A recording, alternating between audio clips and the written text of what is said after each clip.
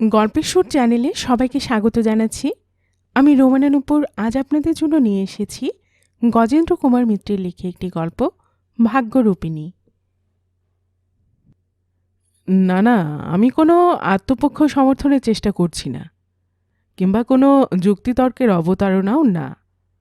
শুধু যা ঘটেছিল সেটুকুই বলছি। আর আপনাদেরই জিজ্ঞাসা করছি, পুরুষ পাঠকদের, আর কী বা করতে পারতুম এছাড়া? আপনারা হলে কি করতেন এই অবস্থায়? হয়তো কেউ কেউ কঠিন হৃদয় বা খাও মানুষ আছেন যারা কঠিন হয়ে থাকতেন, কিন্তু সে খুবই কম, শতকরা একজন বড়জোর। হইচইটা কিছু আগে কানে এসেছিল, তবে উঠে গিয়ে ব্যাপারটা কি খোঁজ করতে হবে এমন কিছু নয়। বাড়িতে আমি একা তখন। ওরা ভোরবেলায় নীলের ঘরে বাতি দিতে নকুলেশ্বর তলায় গিয়েছেন, নইলে রোদ উঠে যাবে এই যুক্তি। যাবেন তো গাড়িতে, রোদে কি করবে?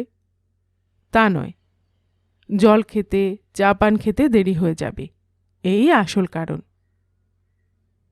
বাইরের ঘরে বসে কাগজ পড়ছি। সাংবাদিকরা আজকাল ভালো খবর লেখার চেয়ে সাহিত্য লেখেন বেশি, সুতরাং রসিয়েই পড়ছি।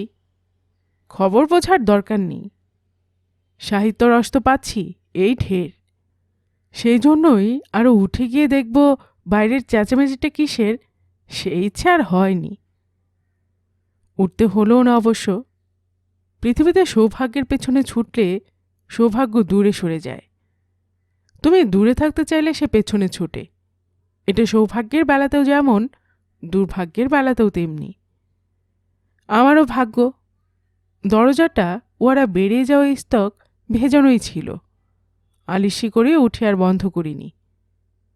দমকা হওয়ার মতো কপাট ঠেলে ঘরে ঢুকে কপাটটা বন্ধ করে দিল। ভাগ্য মানে ভাগ্যরূপিণী, একটি মেয়ে, যা এতক্ষণ আপনারা প্রত্যাশা করছিলেন। ঘরে ঢুকে এক লহমায় আমাকে দেখে নিয়ে ছুটে এসে যেন আমার পায়ের কাছে আছড়ে পড়ল এবং বসে হাঁপাতে লাগল। বুঝুন ব্যাপার। গল্প উপন্যাসে এমন ঘটনা পড়লে বোধহয় রোমান্স কি রোমাঞ্চ জাগে। বাস্তবে যাদের অগ্রপশ্চাৎ কাণ্ডজ্ঞান আছে তাদের আতঙ্ক হবারই কথা। আমারও এই শেষের অনুভূতিটাই প্রবল হয়ে থাকবে। তখন তাও যেন বুঝতে পারছি না, পাথর হয়ে গেছি। এ আবার কি ফ্যাসাদ রে বাবা! মেয়েটি অল্প বয়সী, দেখতেও ভালো, দামি শাড়ি জামা পরা, তবে সেগুলো খুব বিপর্যস্ত। জামাটা ছিঁড়ে গেছে খানিকটা, ফলে সুঢল সুদৃশ্য বুকের অনেকটা পর্যন্ত তখন অনাবৃত। সে সম্বন্ধে সচেতন হবার অবসর পায়নি সম্ভবত। শাড়িও আলুথালু। আর এতক্ষণ ছিল না হয়তো, কিন্তু এখন দেখতে দেখতে আমার চোখের সামনেই সমস্ত কপাল, গলা, ঘাড়, এমনকি আরও যতদূর চোখ পড়ছে ঘামে ভেসে গেল। সে লজ্জায় কি পরিশ্রমে অথবা ভয়ে তা জানি না, কিংবা সব মিলিয়েই। অবশ্য এসব দেখার কি এত ভাবার সময় নেই। মনের মধ্যে ফাড়ার চিন্তাটাই প্রবল। যে অবস্থা, বহু কঠিন বিপদ ঘটতে পারে। এর কি মতলব, কোন দিক দিয়ে ফাঁসাবে, এখনও কিছু বোঝা যাচ্ছে না।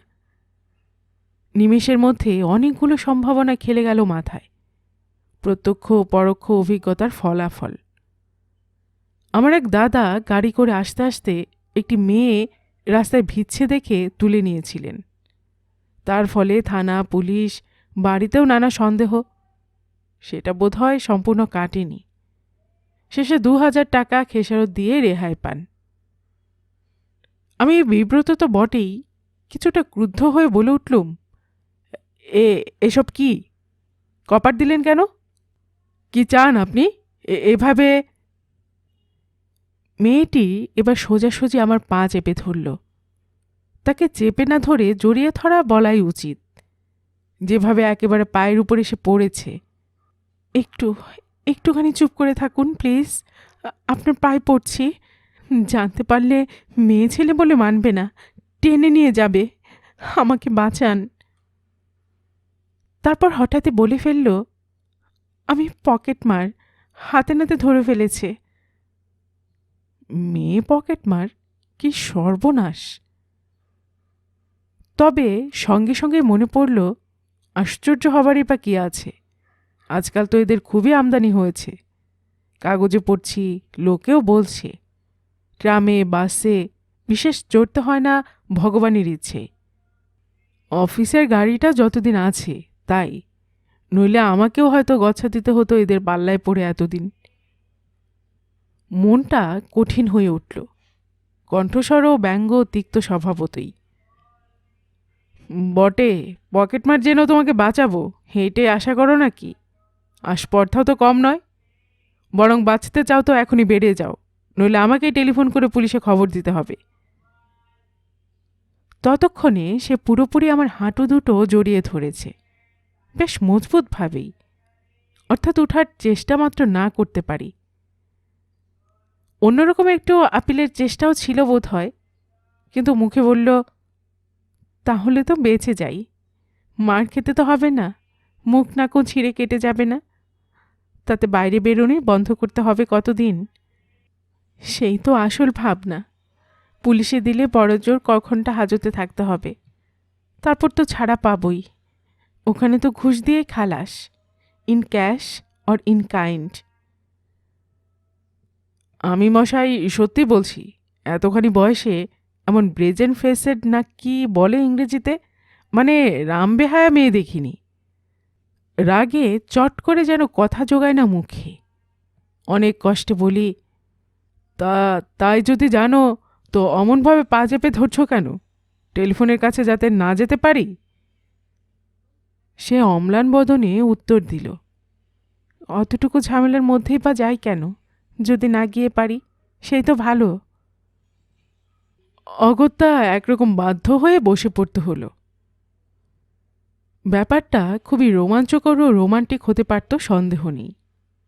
পায়ে যে উষ্ণ কোমল স্পর্শ পাচ্ছি তা মনে মোহ সৃষ্টি করারই কথা। একটুও করছে না বললে সত্যের অপলাপ করাও হয়।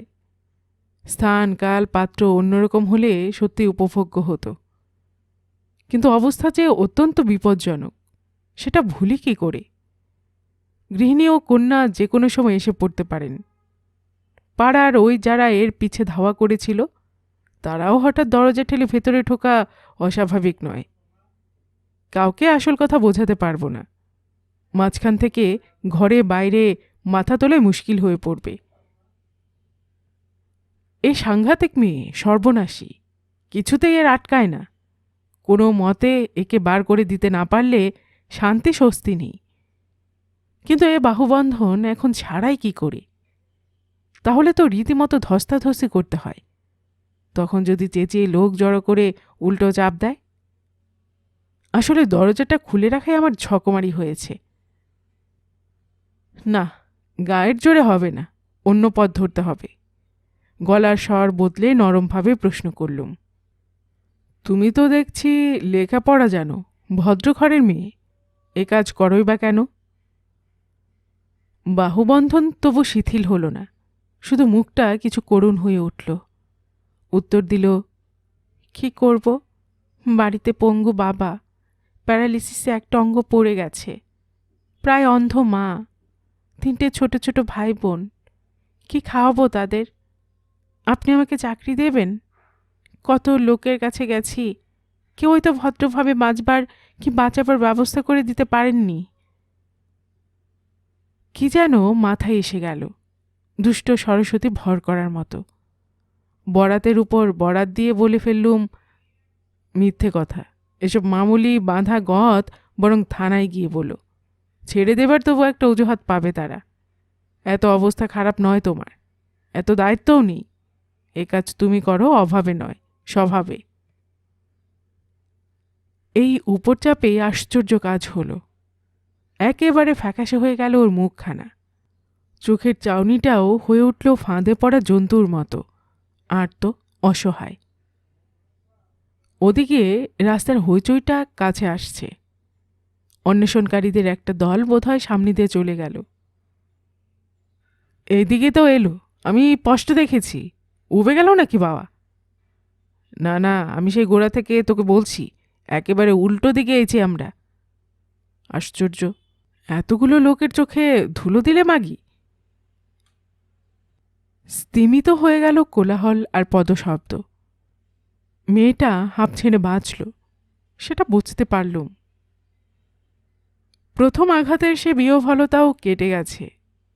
জাহাবাজ মেয়ে, এইটুকুর মধ্যেই যাকে বলে লাইন অফ অ্যাকশনও ঠিক করে নিয়েছে।